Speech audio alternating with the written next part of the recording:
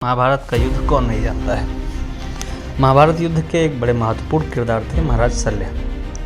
इन्हें मामा शल्य के भी नाम से जाना जाता था।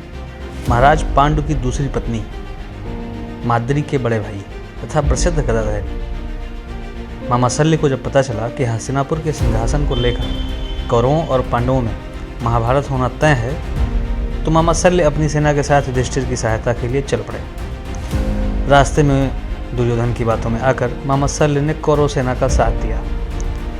युद्ध के 16वें दिन जब कर्ण को कौरव सेना का सेनापति बनाया गया, तो मामा शल्य उनके सारथी बने। इसी दिन सेनापति कर्ण का अर्जुन से घनघोर युद्ध हुआ। कहते हैं कर्ण अर्जुन से श्रेष्ठ योद्धा होने के बावजूद युद्ध हार गया, क्योंकि उसे अर्जुन के बाणों से उतना असर नहीं हो रहा था जितना कि मामा शल्य द्वारा हतोत्साहित करने से। रथ पर बैठकर ही मामा शल्य कर्ण को हतोत्साहित कर रहे थे, उसकी आलोचना कर रहे थे।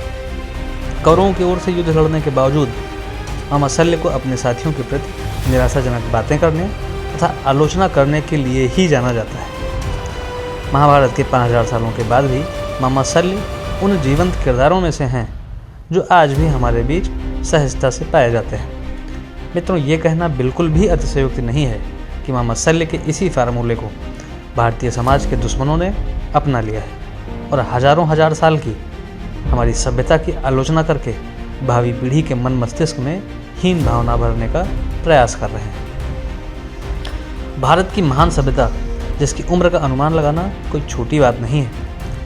युधिष्ठिर संवत के लगभग 5200 वर्षों को अगर कलयुग मान लिया जाए, तो इससे पहले सतयुग, त्रेता युग, द्वापर युग, सनातनी सभ्यता ने जो भी कीर्तिमान बनाए हैं, उस विरासत को संजोते हुए हमारी सांस्कृतिक और वैचारिक संपदा का रथ आगे बढ़ रहा है। रामायण काल में जब हम पुष्पक विमान में सफ़र किया करते थे और दिव्य अस्त्रों का प्रयोग कर रहे थे, उस समय पाश्चात्य की सभ्यताएं क्या कर रही थीं, यह एक शोध का भी विषय है, अथवा पाश्चात्य की सभ्यताएं इस पर मौन ही है। युगों युगों के पूर्व सनातन समाज के लोगों ने सभ्यता का जो सफ़र शुरू किया था, उसे नए दौर की जन्मी 1000-2000 साल की पाश्चात्य सभ्यताओं द्वारा कल्पना कह दिया जाता है, जो कि उनके दिवालियेपन का प्रदर्शन है।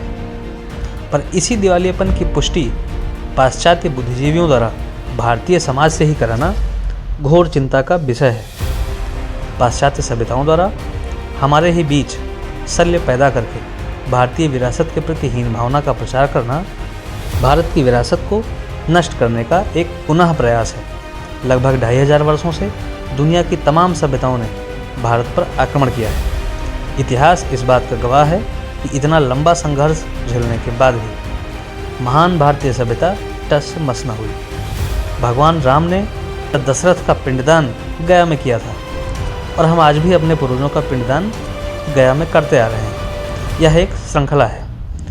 भारत की सांस्कृतिक और वैचारिक संपदा को पारसी, ग्रीक, रोमन, यूनान, अरब, तुर्क, शक, हूण, मंगोल, मुगल और आखिर में अंग्रेज सीधा संघर्ष करके जो नुकसान नहीं पहुंचा पाए, उससे अधिक नुकसान अपने ही इतिहास को कोसने वाले आधुनिक भारतीय शल्य पहुंचा रहे हैं, जो कि भारत की प्राचीन सभ्यता से पाश्चात्य सभ्यताओं का एक अघोषित युद्ध पिछले 2500 सालों से चल रहा है।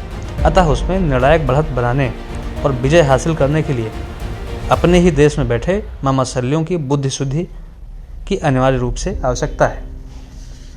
अगर थोड़ा सा भी दिमाग पर जोर डालिए तो आपके आसपास ऐसे बुद्धिजीवी बड़ी संख्या में मिल जाएंगे जो इस एहसान तले अभी भी दबे हुए हैं कि अगर इस देश में अंग्रेज ना आते तो भारत टुकड़ों टुकड़ों में बटा होता, बल्कि उनके हिसाब से मुगलों और अंग्रेज़ों ने इस देश पर आकर एक एहसान किया था। उनके पहले भारत कोई एक देश नहीं था, यह छोटे बड़े राजाओं का समूह था जो सीमा विस्तार के लिए निरंतर लड़ा करता था। कुछ लोगों का यह भी मानना है कि पहले मुगलों और उसके बाद अंग्रेज़ों ने भारत में पदार्पण करके जादू की छड़ी घुमाते हुए इस देश का कायाकल्प कर डाला, तब जाकर हम सोने की चिड़िया और जगतगुरु बन पाए। अन्यथा जादू टोने के देश और सपेरों के देश के नाम से ही हमारी पहचान थी। मुगलों ने धार्मिक प्रतिष्ठानों को तोड़कर, धर्म ग्रंथों को जलाकर तथा लॉर्ड मैकाले ने शैक्षिक सुधारों के नाम पर भारतीयों के मन मस्तिष्क में जो हीन भावना भरी थी, उसका नुकसान भारतीय समाज आज तक उठा रहा है। स्वतंत्र भारत की सरकारें मैकाले के इसी क्रम को रोक पाने में अब तक सफल नहीं हो पाई। भावी पीढ़ी के शैक्षिक पाठ्यक्रमों में अपने ही इतिहास के प्रति निराशा का भाव बेहद निराशाजनक है। पाठ्यक्रमों में अंग्रेजों और मुगलों के 200-400 सालों के इतिहास को मुख्यता देने के कारण वर्तमान पीढ़ी भारत के स्वर्णिम इतिहास को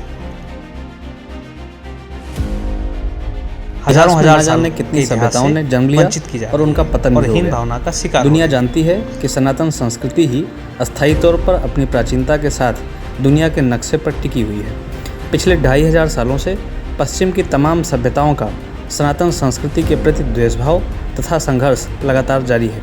इतने लंबे संघर्ष के बाद पश्चिमी सभ्यताएं सनातन समाज पर आंशिक नुकसान पहुंचाने में जरूर कामयाब हुई हैं, पर भारत के मानचित्र पर वे अब भी अल्पसंख्यक बनकर ही रह गई हैं। यह हमारी संस्कृति व समाज के लिए गर्वान्वित होने का विषय है।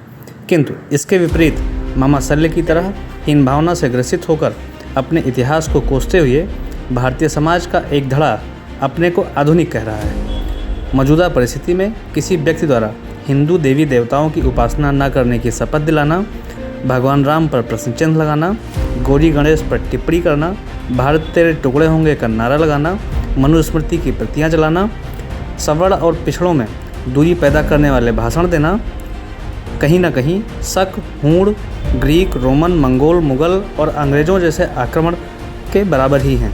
किंतु हमारा समाज इन आक्रमणों को समझ पाने में असफल है। मेरा तो भारत की वर्तमान पीढ़ी और विशेषकर युवाओं से एक आग्रह है कि कृपा करके भारतीय समाज को उसके वैचारिक पतन की ओर जाने से बचा लीजिए, क्योंकि यह वैचारिक युद्ध युवाओं के अतिरिक्त और कोई नहीं लड़ सकता है।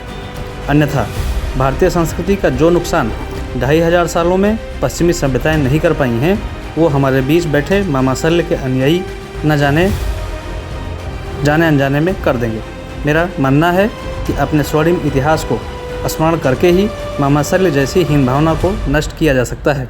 यही वह रास्ता है जिस पर गर्वानुभूति करते हुए हम जगतगुरु और सोने की चिड़िया जैसे कीर्तिमानों को दोहरा सकते हैं। जय हिंद, जय भारत।